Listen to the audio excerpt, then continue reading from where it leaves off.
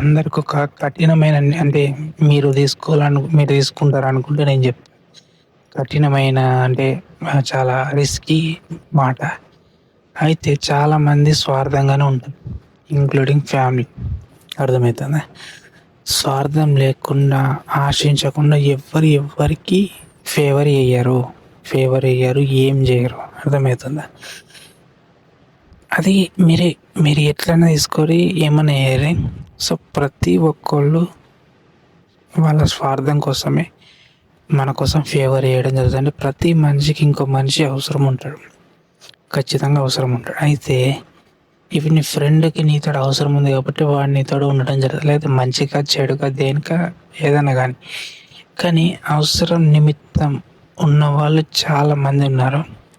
And కల్మషం లేని ప్రేమ లేదు. సో ప్రతి ఒక్కరు స్వార్థం కోసమే ప్రేమించడం జరుగుతుంది. ఎందుకంటే లైఫ్ చేంజ్ కావాలా, లేకుంటే లైఫ్ హ్యాపీగా ఉండాలా అని ఉండడం జరుగుతుంది. అర్థమవుతుందా? Including family also. పేరెంట్స్ ఏం ఆలోచిస్తారంటే చిన్నప్పటి నుంచి నా కొడుకు కానీ కూతురు కానీ పెంచిన వాళ్ళు పెద్ద పెరిగిన తర్వాత చిన్నప్పటి నుంచి మేము వాళ్ళని చూసుకున్నాం, పెద్ద అయినాక ముసలినాక వాళ్ళు మమ్మల్ని చూసుకోవాలి. This is a business. అయితే ఇది రియాలిటీ. సో అది బిజినెస్. ఎట్లా అంటే చిన్నప్పటి నుంచి పెంచి పెద్ద చేసినాం, అన్నీ చదివించడం చేసినాం. ఏమనంటే బాధ్యత అంటారు. దాని తర్వాత వాళ్ళకి జాబ్ రావాలి, జాబ్ వచ్చిన వాళ్ళు వీళ్ళని చూసుకున్నాడు. అది అంతే. ఫ్రెండ్స్ కూడా అంతే.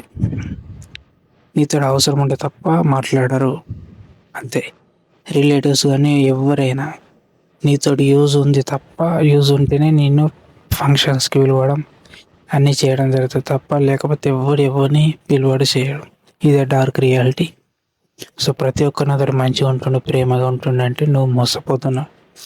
వాడికి నీ నుంచి ఏదో ఒకటి ఆశిస్తుండు, అది నీకు తెలియదు. నువ్వు అందులో ఇరుక్కపోతావు అంతే. ఒక్కసారి ఒక దగ్గర కూర్చొని ఆలోచించు, నీకు తెలుస్తుంది.